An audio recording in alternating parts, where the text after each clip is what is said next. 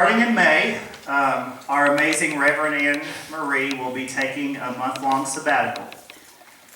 She has not had a sabbatical in like 12 years, I think the thing says. So she's going to be taking a month off. We are all going to give her peace, relaxation, and not bother her. If you need anything, please see TK. I'm passing the buck to TK. I am so glad that she gets to do this, and I'm glad we're able to do this. She is an amazing woman, and I want her to come back refreshed and renewed. And Anne Marie, I know you're watching, and we love you here, and we are so glad that you're taking a sabbatical. But next week, she will be here and be doing her last message before her sabbatical, and then she will be back in June. So make sure you come and listen, because you guys got to put up with me the month of May, so I'm sorry in advance. Uh-oh. Oh, goodness. So, ever since I was a little kid, I heard about this thing called the fruit of the Spirit. And as a kid, I just thought maybe it was an apple, an orange, as a whatever. And in Sunday school, we had to memorize them. And the fruit of the Spirit is love, joy, peace, patience, kindness, goodness, faithfulness, gentleness, and self-discipline. In some translations, there can be another one called generosity, just so you know. Well, when Anne Marie asked me to speak, I really wanted to speak about the fruit of the Spirit. We don't hear about it a lot in Unity. And it's different from the gifts of the Spirit. And so I spent a couple hours with them just in my meditation time thinking about the fruit of the Spirit. Now, anything I say from here on out is going to be the gospel according to Brandon, so leave it here if you don't like it. Take it with you if you do, okay? So I spent a few hours this week just thinking about the fruits of the Spirit and what they mean to me.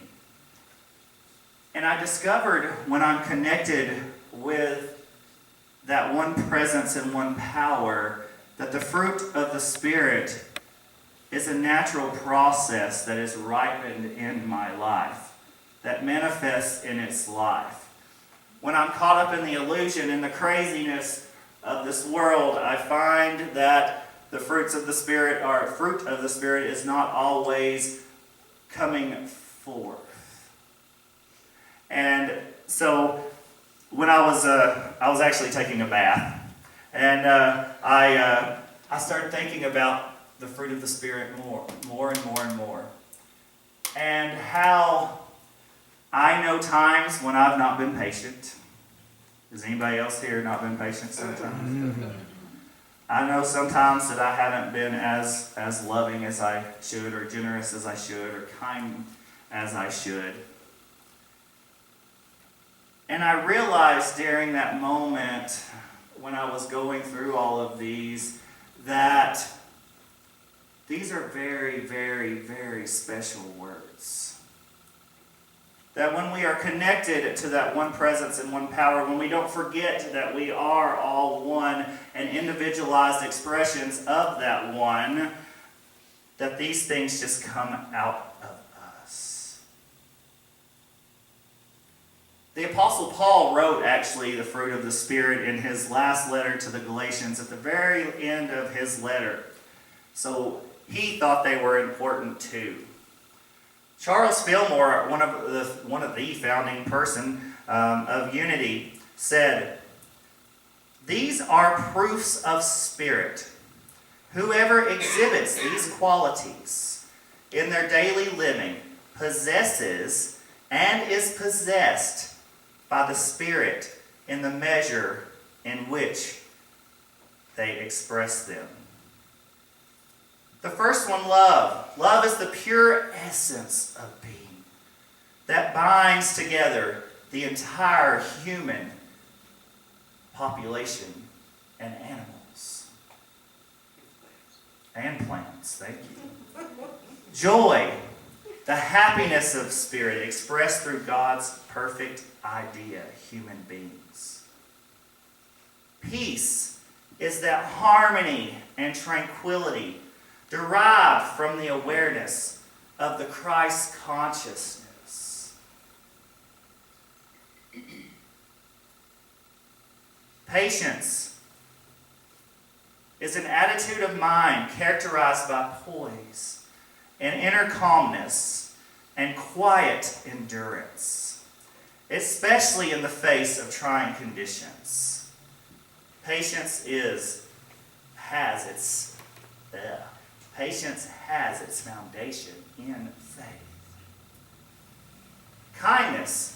The kindness of spirit is revealed to us as we give it active expression, as we manifest things. So the one that was goodness, it can also be translated to generosity. And if we have ever done a kind act, it has been preserved in the careful records of memory and will come forth when we need it. Faithfulness. Faithfulness perceives the good that we desire to demonstrate or show forth in our lives. And it keeps us on the path to our goals or our intentions or what we want to manifest. Gentleness. The Christ spirit of gentleness wins the heart, even during difficult situations. Self-control. The capacity to direct one's behavior in right ways. One who tries to establish self-control through willpower and suppression never accomplishes permanent results. Self-control is accomplished when all the forces of man come in touch with the divine will and understanding. Those were all Charles Fillmore's beliefs or roles or correspondence when it came to the fruit of the Spirit. They're found in the Revealing Word. Why do I say all of this about the fruit of the Spirit? It's because it's who I am. I may not always demonstrate it out here verbally, or the reason why I get Botox is because sometimes my face tells everything that it needs to know, and so I get Botox to keep that from happening. So on my face or my actions, and I have to just remember who I am so those fruits of the Spirit come forth in my life. To demonstrate the Spirit daily. You know, we talk about unity, about the 12 faculties, Charles Fillmore called them, or the 12 powers is the new terminology. And in May we're going to go through those a little bit more. But the 12 powers were the 12 disciples of Jesus and how they represented different things about us individually. And those true powers that we all have that we can call forth at any time. Well, the fruit of the Spirit ripens from those 12 powers and our connectedness with that one power, one presence, whatever you may want to call it. You know, I am so glad that I was raised Pentecostal. The reason why I'm so glad is because when you went to a Pentecostal church, you walked in the doors expecting something great to happen. You expected healings. You expecting miracles. You expecting a move of spirit, a wind blowing in that sanctuary. And I am so grateful that I was raised that way because I always want to expect greatness in my life and the demonstration of Spirit in my life and in yours. I want to see healings happen. I want to see miracles happen. We come to find out later on that miracles really aren't miracles. It's just because you're connected with that one presence and one power. And that's how it's supposed to be always. But in this illusion that we live in, these amazing things can happen to you and through you and to all that are sitting here.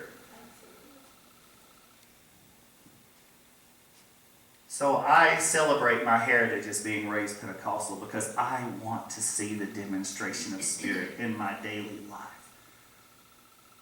I am so tired of being complacent with the day. I want to see the demonstration of Spirit in my life, and guess what I have? When I was born dead. My grandfather was a Pentecostal worship leader, and he laid hands on me and prayed for me. And the nurse said I was dead. And I came back to life. I had a learning disability growing up, a very bad speech impediment. Sometimes you can still hear it when I get excited.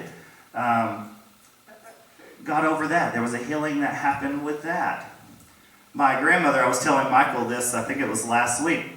My grandmother, my Meemaw Cow, and before you think I'm disrespectful, I couldn't say her name. Her name was Meemaw McLeod, but with my speech impediment, she was Meemaw Cow my whole life, and she will be always.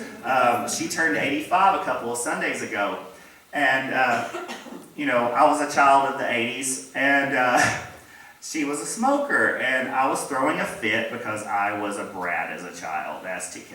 I was a brat.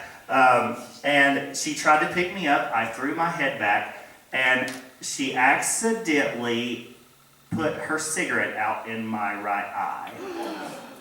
And I had to wear a patch over this eye. They didn't think I was ever going to be able to see.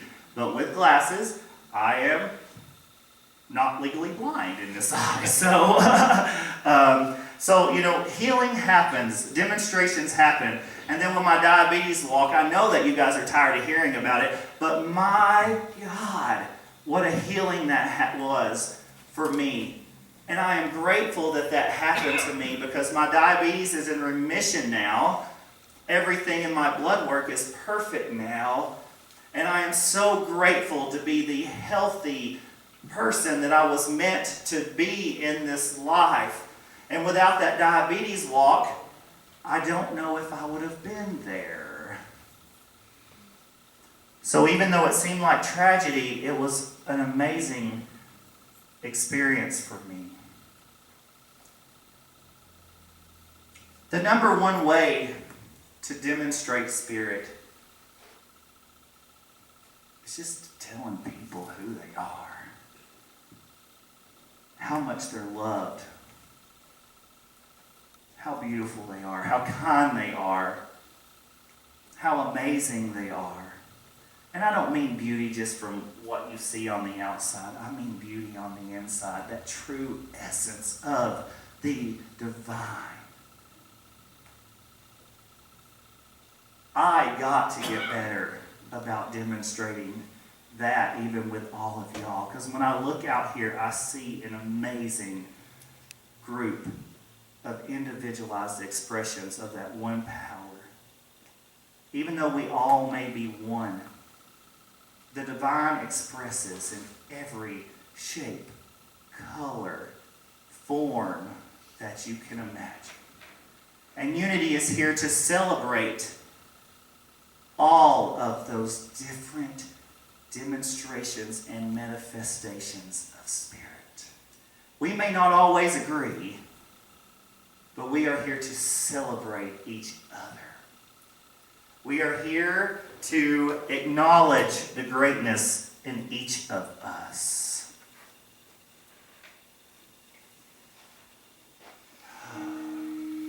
To acknowledge the greatness in each of us. In Unity was founded as a prayer ministry. Myrtle Fillmore used to write back correspondence, hundreds and hundreds of letters individually to people.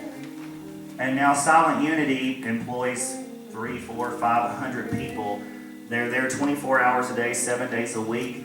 You can write, you can call, you can Facebook, you can website it, you can